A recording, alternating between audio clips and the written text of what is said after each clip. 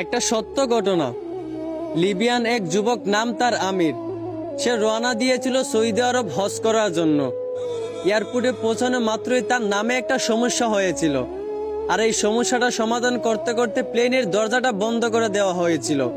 পাইলটকে অনেক রিকোয়েস্ট করা হয়েছিল যে দরজাটা খোলার জন্য, কিন্তু পাইলট দরজা খোলার অনুমতি দিলেন না। অবশেষে আমিরকে রেখেই প্লেন উড়াল দিল।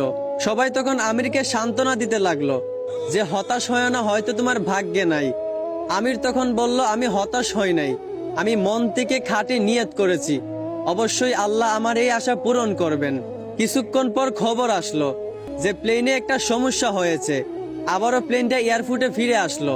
এয়ারপোর্টে আসার পর প্লেনের সমস্যাটা সমাধান করার পর আবারও পাইলটকে রিকোয়েস্ট করা হলো দরজাটা খুলে দেওয়ার জন্য, কিন্তু পাইলট আবারও আমিরকে না নিয়েই প্লেন নিয়ে উড়াল দিল।